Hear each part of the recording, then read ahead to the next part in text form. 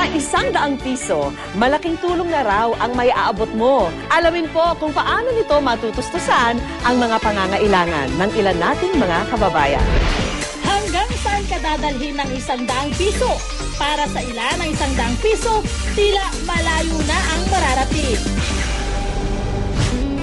Tulad dito sa Home of Joy, sa bawat pisong dinodonate sa kanila, bagong pag-asa ang hatid sa mga batang nakatira rito.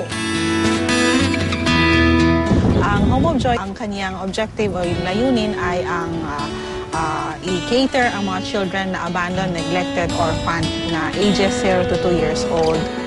Sa ngayon, may 22 batang naninirahan dito at lahat may sari-sariling mga pangangailangan.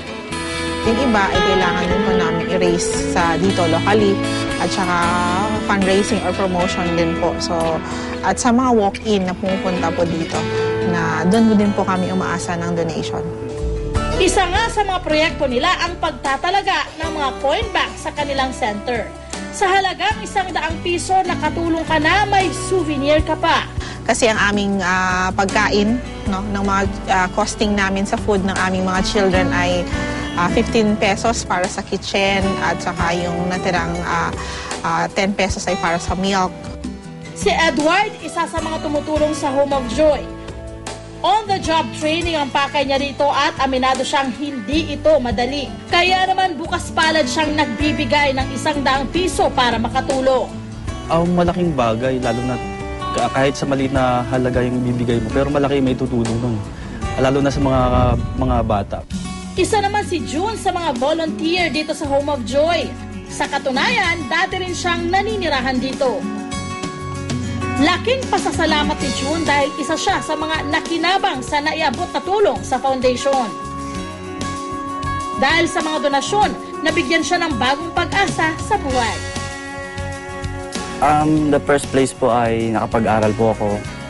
Nakapagtapos po ako ng 2 years ng computer tech at muli po ay binigyan ng pagkakataon na makapag-aral ulit ng 4 years na electronics engineering naman po.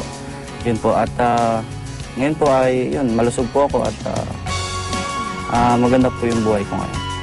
Maliit na bagay lang 100 piso para sa ibang tao. Pero ang hindi alam ng nakararami ay ang malaking epekto nito sa buhay ng mga natutulungan nito. Pero hindi lang bagong buhay ang kayang ibigay ng 100 piso. Kaya rin itong magpatayo ng bagong bahay. Tumutulong ang Gawad Kalinga sa mga mahihirap para magkaroon sila ng sariling tahanan. At ang mga gumagawa ng bahay, mga volunteer at ang mga mismong titira rito. Yung halaga po ng 100 na yan, marami pong materyales na nabibigay. At hindi lang po materyales, even yung minsan yung binibigay po namin yung kasiyahan sa mga bata. Isa si Benier sa mga volunteer dito sa Gawad Kalinga. Pero alam ni Benier, bukod sa pag-volunteer, kailangan din ng programa ang tulong pinansyal. Kaya alam niya ang tunay na halaga ng 100 piso. So sa 100 na po yun, medyo marami na po talaga yung nabibigay niya. Like sabi siya, nung linggo na ginawa namin bid, nakapagbigay na kami ng mga 10 pala, mga 4 na kutsara, mga 3 piko. Mula sa mga tumutulong hanggang sa mga natutulungan, malaki ang nagagawa ng 100 piso para sa maraming Pilipino. Sa tuluyang pagtaas ng mga bilihin at tila pagliit ng halaga ng ating pera, nakatutuwang isipin na kahit paano ang 100 piso, malaki pa rin ang halaga, lalo na sa mga buhay na nababago nito.